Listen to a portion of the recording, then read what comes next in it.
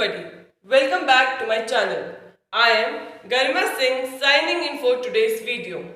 In my previous video, if you haven't watched, please go and watch so that you can relate what all we are doing in this video. I'll be linking the link of my previous video by the end of this video so that you can easily go and revise that. Now, in my previous video, I have told you about the various sectors of the economy and their share and in terms of GDP and terms of employment. Also, we have encountered that there are several problems related to employment in our economy like underemployment and disguised form of unemployment. So today we'll learn how to create more of employment or to combat the problem of underemployment or disguised unemployment. Okay.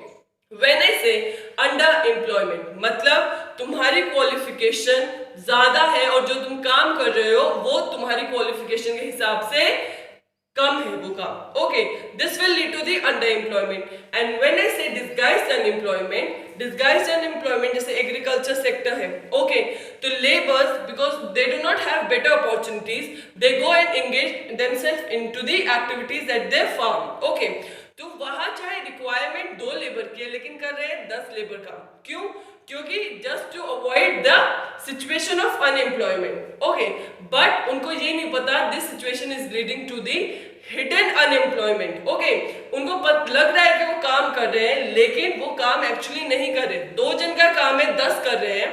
सो जब हमारा काम number of required people से ज्यादा people वहां engage होकर वो काम करेंगे, that will lead to the problem of disguised unemployment. Okay, तो उनकी productivity, उनका contribution in the GDP is 0. Okay, so laborers instead of working at the farm, they should get themselves engaged in the construction activity which are happening around. Let's suppose there is a river nearby and there is a dam construction happening. Okay. So laborers को instead of being the part of the disguised unemployment, they should rather engage themselves into the construction activities. Okay, या कोई dam बन रहा है आसपास में या कोई रोड बन रहा है तो उसमें क्या डेली वेजेस मिलती है लेबर्स को. Okay, so instead of being employed as disguised unemployed or underemployed, they should rather go and join the activities like construction or digging etc. which are happening around them. Okay, so that they will be paid according to their work and also now they are contributing in the share of GDP. Second here is suppose government is spending on the transportation activities. Okay, सरकार ने transportation activities पे काफी खर्चा किया है. तो इसमें क्या है, हमें जो लेबर्स है या तो ट्रांसपोर्ट एक्टिविटी में कहीं एंगेज हो जाए या फिर they should go and work in the godowns, क्योंकि तब माल आएगा ट्रांसपोर्ट होके एक जगह, एक बार तो उसको लोड करना होगा और एक बार आके उसको अनलोड करना होगा. ठीक है ना. तो लेबर्स रिक्वायर्ड है ऐसे काम के लिए. तो देखना चाहिए सरकार किन कामों में इन्वेस्ट कर रही है. Accordingly labour should get themselves engaged in such activities. Okay, now other thing is we also require cheap labor in agriculture and related sectors.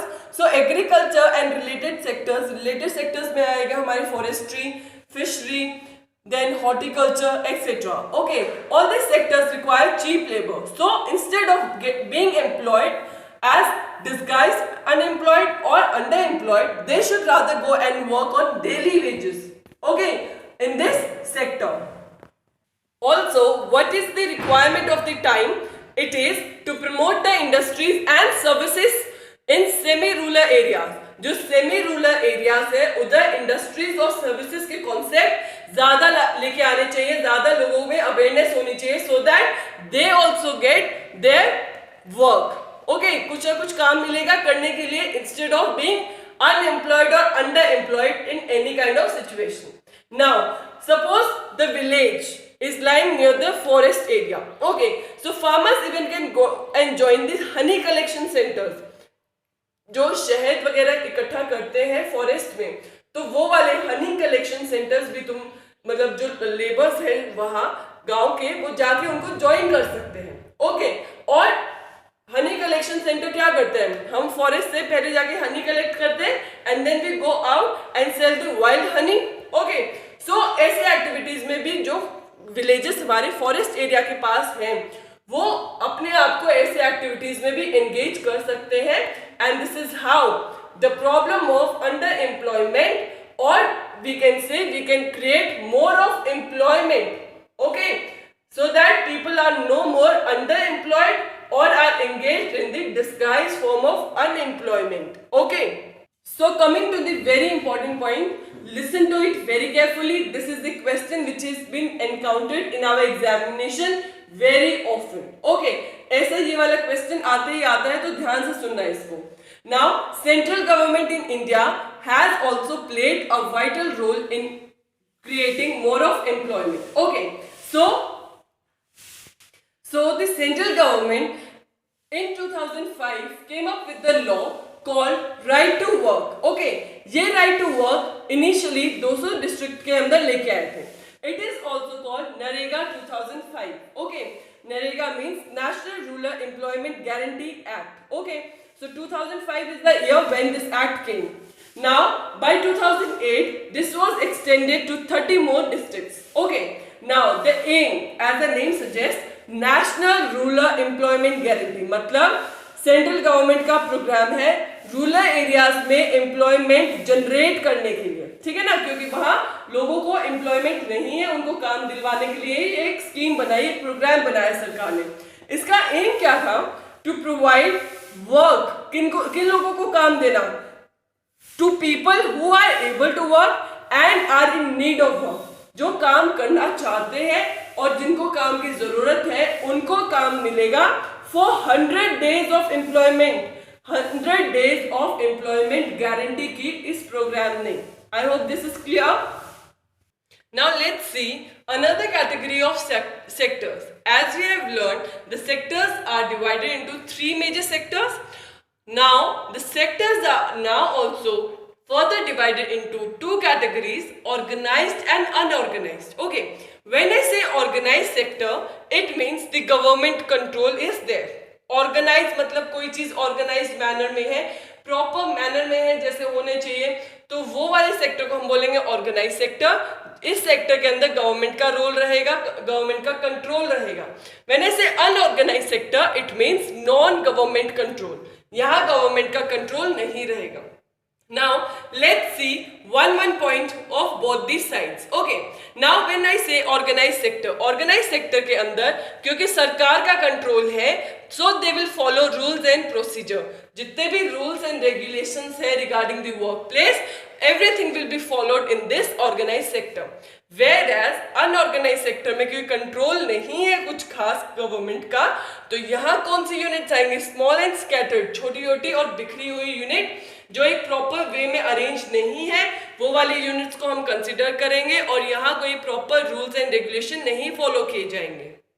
So let's see the difference. Okay, जब मैं organise sector की बात करती हूँ तो पहला point क्या आएगा, term of employment are regular and assurance of work. मतलब कि उनको एम्प्लॉयमेंट, नौकरी मिल गई है, ये रेगुलर है, रेगुलर तुम जाओगे काम करोगे, परमानेंट काम है तुम्हारा. ओके, और अश्योरेंस ऑफ वर्क है, भाई कोई तुम्हें काम से नहीं निकाल सकता. Whereas when we talk about unorganized sector, यहाँ रूल्स एंड रेगुलेशंस तो है लेकिन कोई फॉलो नहीं करता. क्यों नहीं करता अनऑर्गेनाइज्ड में, क्योंकि यहाँ गवर्नमेंट का कंट्रोल नहीं है, छोटी छोटी यूनिट है, वो भी बिखरी हुई स्कैटर्ड यूनिट्स हैं. Okay, now these are registered by government and this is not registered by government. Now अगर हम ऑर्गेनाइज की बात करें, अगर यहाँ ओवर टाइम होगा तो इनको ओवरपे किया जाएगा. अगर ज्यादा टाइम काम करेंगे ज्यादा इनको तनख्वाह मिलेगी. ओके, लेकिन अगर यहाँ की बात करें अनऑर्गेनाइज में, एक तो उनकी पहले ही वेजेस कम है, लो पेड है, बहुत कम पैसे देते हैं, और रेगुलर नहीं है. रेगुलर मतलब कोई जरूरी नहीं है तुम हर रोज ही काम करने जाओगे, जिस दिन तुम्हारे एम्प्लॉयर का दिमाग खराब होगा वो तुम्हें निकाल देगा.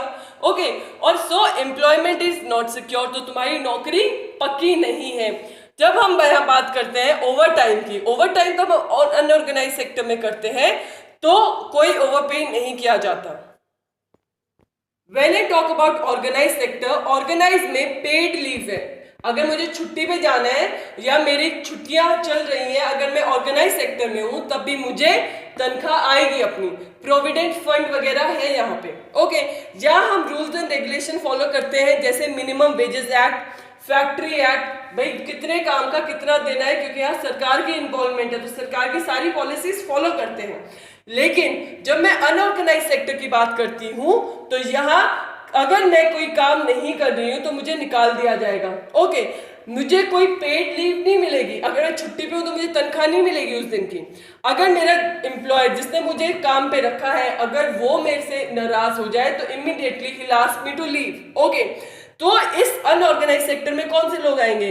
People with small jobs like street vendors. Street vendors मतलब सब्जी बेचने वाले जो, या कोई कपड़ा बेचने वाले, रेडी वाले लोग जो सड़कों पे आके, स्ट्रीट में आके अपने सामान बेचते हैं। तो ऑर्गेनाइज सेक्टर क्योंकि गवर्नमेंट का कंट्रोल है तो सब बहुत अच्छा है, इधर पे अच्छी है, एश्योरेंस है हमारा, और हमें पेड हॉलीडेज मिलती है, सारे लॉज एंड रूल्स को फॉलो किया जाता है। तो ऑर्गेनाइज सेक्टर में सारे अच्छी नौकरियां आएंगी like of government sectors. Okay, unorganised की तब मैं बात करूंगी जहां गवर्नमेंट का कंट्रोल ही नहीं है, वहां ना तो रूल्स एंड रेगुलेशंस है, ना मेरी अच्छी सैलरी है, ना मैं अच्छे से पे किया जाता है, एम्प्लॉयमेंट सिक्योर नहीं है, अगर काम नहीं होगा तो मुझे छोड़ के जाना पड़ेगा। तो these are the conditions. Okay, और यहाँ कौन से लोग हैं? छोटे काम करने वाले हैं, स्ट्रीट वेंडर्स। अनऑर्गेनाइज में ये सब आते हैं, ऑर्गेनाइज में हमारे अच्छे employed people आते हैं। Okay, I hope the difference between the organized and the unorganized sector is clear to you all. So let's see how to protect the people in unorganized sector. जो unorganised sector में उन लोगों को कैसे protect किया जा सकता है। अनऑर्गेनाइज सेक्टर वाले लोगों को हम बोलते हैं वल्नरेबल पीपल। वल्नरेबल मतलब अगर कुछ भी ऊंच नीच होती है तो सबसे ज्यादा इफेक्ट किसको पड़ेगा? इमीडिएट इस सेक्टर वाले लोगों को। ओके, सो व्हाट, जब हम रूरल एरियाज की बात करते हैं, रूरल एरियाज में कौन है vulnerable people? Agricultural labours. Urban areas में कौन है? कैजुअल लेबर या workers in the small industry. Okay, so now let's see the solution how to protect people in the unorganized sector or the people who are vulnerable. Okay, so number one is they need to be paid good. उनकी wages अच्छी होनी चाहिए, काम के हिसाब से होनी चाहिए। If they are going for overtime, they should be overpaid. Okay, work assurance होना चाहिए, regular work होना चाहिए, and government should also take measures to help them and make this sector to follow rules and regulations. Also, people in this category, in this sector, are socially discriminated. Socially क्यों? क्योंकि समाज में उनकी economically they are not well off, तो socially discriminate होते ही हैं। तो उनको सोशली डिस्क्रिमिनेट नहीं करना चाहिए। इस सेक्टर्स में भी हमें लाइक ऑर्गेनाइज सेक्टर हमें यहाँ रूल्स एंड रेगुलेशंस फॉलो करना चाहिए। Okay, so these are the various solution how we can protect people in the unorganised sector. Okay, now understanding about the organized and unorganized sector.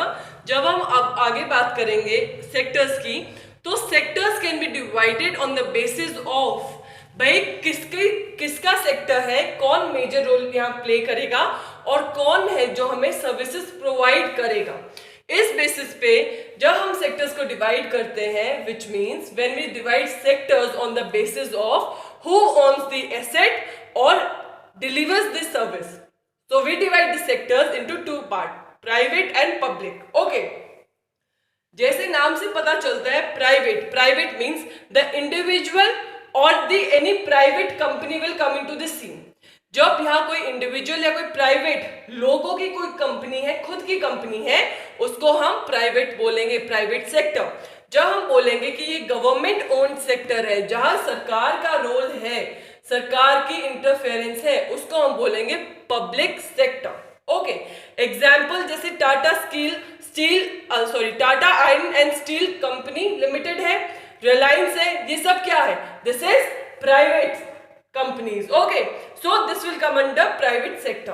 When I से railways, post office, ये सब क्या है? कौन किसके under आती है? This comes under the government, therefore forming the part of public sector. When I say private sector का मोटिव या एम क्या है?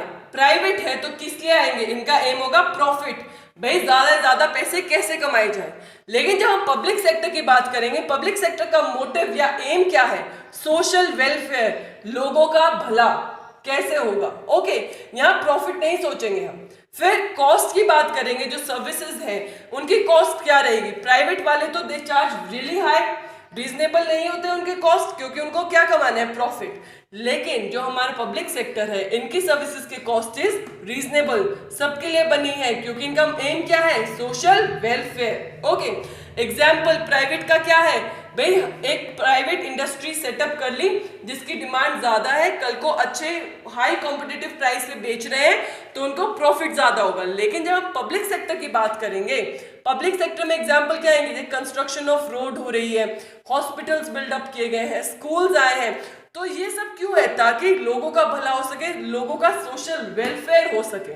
Okay, now last point here is कि ये प्राइवेट सेक्टर है, this is not backed up by the government. Okay, government का कोई role नहीं है, गवर्नमेंट कोई इनको फंडिंग नहीं करती है। whereas when we talk about public sector, this is supported totally by the government.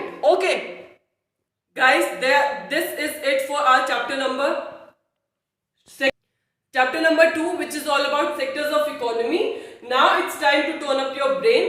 You need to answer all these questions in the comment section, and do not forget to mention your name along with it. Okay, so number 1 question is difference between organised and unorganised sector. Major points ही देने हैं, इनके difference लिखना है organised और unorganised sector के अंदर। Second is right the difference between public and private sector. Public और प्राइवेट सेक्टर के डिफरेंस लिखना है। And the last is how to protect people in the unorganised sector. So that's it for today's video. As we are done with this chapter, I am signing off right here, right now. And you guys, please do not forget to like, share and subscribe to my channel. And also most importantly, please press in the thumbs up icon under my video. I'll see you guys very soon. Thank you so much.